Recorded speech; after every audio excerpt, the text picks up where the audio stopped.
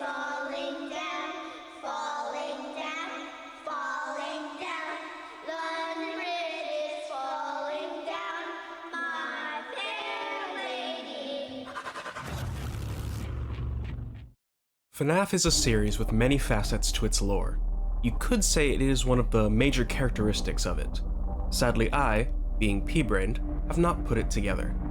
That is why I am doing this series. I'm Player 1, and welcome back to Putting FNAF Together Piece by Piece. If you've not seen the first part on FNAF 1, I suggest watching that as we will build on conclusions made there. The goal of the series is to take every piece of info found in a game and see if we can logically come to conclusions. No future knowledge, no giant leaps in logic. FNAF 1 was relatively simple, there wasn't much there to look at, but now, FNAF 2. This is where things start to get a little complicated. So let's get started with the deep dive. Also, thanks to everyone who left comments on the last video. I am stupid, so more people saying their theories helps me piece stuff together ever so easier. Alright. Like last time, we begin with a newspaper. It's the grand reopening. Makes sense, it's a sequel. However, the salary has gone down. Maybe it's just a budget cut from the first closing? Nah, let's skip ahead a bit. In this ending paycheck from beating Night 5, we can see our guard, Jeremy Fitzgerald, cool, new guy. But most importantly, paycheck has a year this time. 1987. But we deduced that FNAF 1 was confirmed after 1987 because of the bite of 87. So, it's a prequel. That clears up the salary, and thanks to this time frame, we can learn a lot. Now we can go back to the start. Night 1. We've got a whole new cast of characters, but I'll bring them up when needed. Let's get to the nitty-gritty of the phone call with our good buddy Ralph. Before he was dead, good times. So big thing first. The whole theme of this location is reopening, so there was at least one before this one. Ralph mentions a negative impression of the company. The previous location is most likely where the MCI took place. Ralph then mentions the new animatronics are connected to a criminal database, so these are made for safety. You know, as 5 kids went missing. But he says they have kinks. No, not those, you nasty. Ralph then babbles an explanation, but we know he doesn't know. He says there was a previous guard, but he got switched to the day shift. And that's the important stuff here. Some things are being set up here, we just need a little bit more. On to Night 2. We now have the withered animatronics to deal with. They're from the previous location, so I think they might stink. Ralph does mention the old ones are slightly retrofitted and they use them for parts. So the toy animatronics have some of the old parts, which may explain why they're aggressive too. To be fair, we don't know how ghost stuff works yet. Finally, he mentions the puppet thinks. Ralph always is suspicious on things, but never thinks on it too much. But what is with that puppet? More on that later. Night 3 only has one important thing to mention. Rumors are making the rounds. The day shift guard says nothing is wrong, he works opening to close, but something is not right here. Night 4, there's an investigation? What is going on? Also, the animatronics are now more weird with adults. Finally, Night 5. The place is now on lockdown, and previous employees aren't allowed in. Jeremy is going to be moved to the day shift because the position became available. Ralph then says to find a replacement, they're going to contact Fredbear's Family Diner, which has been closed for years. Since this location we are in right now is a reopening of Freddy's and not a Fredbear's, this is now a 4th location in the timeline. Now, night 6. Ralph is nervously saying that the place is closed down because someone used a spare yellow suit in the back. He tells Jeremy there is one more event tomorrow and he will be on the day shift. Stay close to the animatronics. With this, we get another paycheck and newspaper saying that this location is closing down and the toy animatronics will be scrapped. The Wizards will be kept though. The CEO then states they are confident they will reopen, which, of course they do, with the fixed up Wizards that become the FNAF 1 classics. But of course, it wouldn't be FNAF if there were just 5 or 6 nights. On the custom night, which has many challenges, when you win, you get a pink slip for Fritz Smith? Who? It makes sense he's not Jeremy, he's on the day shift, but who is this guy? Wait. Fired for tampering with animatronics and odor. The same reasons Mike got fired in FNAF 1. They might be the same person. Also, just to mention, Ralph did tell Jeremy to keep close to the animatronics on his shift. And over the course of the game, we still haven't heard about the bite of 87. So I think what the game is telling us is during that last birthday, Jeremy was bitten on the frontal lobe in front of everyone, which is why the event lives in infamy and why Fazbear Entertainment has many warnings and precautions in FNAF 1. By that logic, Ralph must have felt really guilty. I mean, he basically urged Jeremy to get bit. Now, that's headcanon, but it does sound interesting. And with that, the main things are covered. But with the release of FNAF 2, the series acquired a new staple: 8-bit minigames. There are 4 minigames you might get whenever you die in a night. Let's look at those now.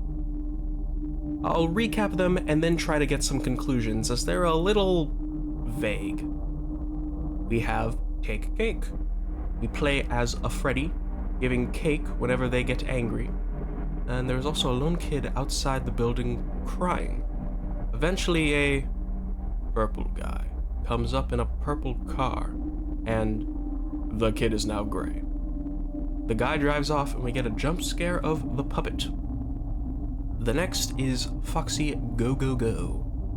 As you might think, we play as Foxy. We run out of the cove to the right to some kids and then confetti appears. We do that a couple times, but the last time a purple guy is in the first hallway. The kids are then gray when we reach the end, ending with a Foxy jump scare. The third is Give Gifts, Give Life. We play as the puppet, giving presents to 4 gray children. After that, we go to them again, but this time putting the original 4 characters' heads on them. And for a split second after you put the 4th head on, a 5th body appears in the center, and we end with a golden Freddy jump scare. Finally, we have Save Them. We play as Freddy again, walking around the FNAF 2 location.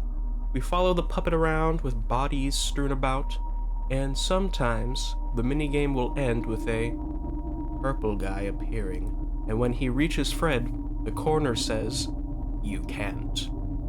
I didn't mention this, but during the minigame, you can hear a pixelated voice spelling out the words "Save Them."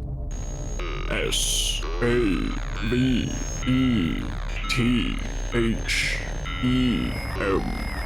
So then it makes sense it's then followed by you can't. And there's all the mini games. Now, let's see what we can figure out. Obviously, our killer is this purple guy. He is a looming threat in 3 out of 4, always with bodies following him. As for the 4th one, the puppet gives life to 4, maybe 5 bodies with the original characters.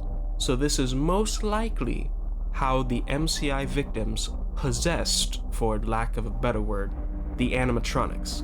Purple Boy puts them in the suits, Puppet activates their ghost powers. Now, as for the puppet, well, we do have the one where there is only a single victim, and that one ends with a puppet jump scare, so I think we can say that that one victim then becomes the puppet. So they have to be the first death so far. Now, as for the other mini games, well, these ones are the vague ones. For Foxy, we see 5 bodies, but are they the same or different? We don't know which Foxy this is, or even where this is. And Save Them is most definitely after the MCI. It's in the FNAF 2 building, and Golden Freddy can show up there. But there are, again, 5 bodies. Could we be looking at most 16 bodies? I don't think so. But honestly, I have no clue about these two. I have a good feeling that the Foxy bodies aren't new. They might be, but I don't know about the Save Them ones. They could be put into the toys, but I don't feel that's the case. Especially since, how would you hide a body in Mangle? That is everything I wanted to say about the minigames. But before we go into the wrap-up, I do need to mention some Easter egg characters. They won't really have any importance here, but I do need to mention them for the future. Shadow Bonnie, Shadow Freddy, and JJ. They all have a chance of appearing. Bonnie and Freddy can crash your game, but not JJ. Like the names suggest, Bonnie and Freddy are Shadow variants, but of Toy Bon and Withered Fred. And JJ is a variant of Balloon Boy. So is her name Jaloon Jurl? And that's it. I don't think they have any lore yet. They were just Easter eggs at this point, but I did need to mention them. Now then, time to take what we know and lay out the story so far. There is a place called Fredbear's Family Diner. We don't know anything about it yet, but it exists. And at some point, probably at this Fredbear's, one child is stuck outside and someone gets them. This child then possesses the puppet. Eventually, a new location under that same umbrella opens, the first Freddy Fazbear's. At this location, 5 kids are lured by someone in a yellow suit to their demise and stuffs the bodies in the animatronics. This person is probably the same from the Puppet Kid. Foxy maybe finds the bodies. The puppet then helps these 5 possess the classic characters, and Freddy's 1 closes. Then, Freddy's 2 opens, with a bunch of newfangled technology and new characters. The old suits are kept with the souls still in them, and are used for parts on the new bots, which is probably how they get tweaked out too.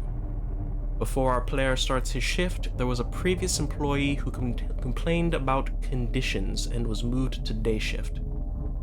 Yeah, this fricker is probably Purple Man. Rumors start to circulate about the new Freddys, but old guy says nothing's wrong. Yeah, that's because he's doing the mischief. Eventually, the place goes on lockdown. Previous employees are not let in, and someone used a yellow suit. It was probably the damn guy again. Now, this is maybe the Save Them minigame. That might mean there are 5 new bodies that don't do anything. Finally, Jeremy only has one more thing as a day shift job, and since the bite of 87 has not been mentioned yet, yeah, Jeremy gets his cranium chomped at that birthday party. As a secret bonus night, someone named Fritz Smith gets hired and messes with the bots, thus getting fired for odor and tampering, cause the bots be stanky. This is probably the guy Fredbear's recommended to replace Jeremy as night shift. But most importantly, this is also Mike Schmidt from FNAF 1, since they both get fired for the same reason. What are the chances 2 different guys do the exact same thing years apart? Then FNAF 1 happens. Mike is there, Ralph dies, Freddy's 3 shuts down. And that are the pieces so far. Did I miss something important? Do you have your own opinion? Am I just stupid? Leave all that stuff in the comments below. I've been Player One, and I'll catch you on the flip side. Thanks everybody for the warm reception of the first one. As you can probably tell with this one, I actually scripted this one because I feel like I rambled a whole lot in the first one and it just wasn't like laid out very well. So that's why I scripted this one. And that's also why it is apparently way shorter than the first one. I don't know how that happened, but okay. And yeah, I really enjoy doing these. It's a fun little thing. I like talking about lore in video games. So yeah, hope you enjoyed it. And yeah, don't expect the next one anytime soon, because I mentioned it in the first one, but we haven't played FNAF 3 yet, so I like to, you know, have the playthroughs up before I start making these. So be ready for October when we play FNAF 3, because then after that, I'm gonna start making the next one. Which, now that I'm thinking about it, yeah, the next one's gonna be even harder to do. But again, please leave any of your thoughts in the comments. I'm only one man. I can only think of so much. Alright. Bye-bye.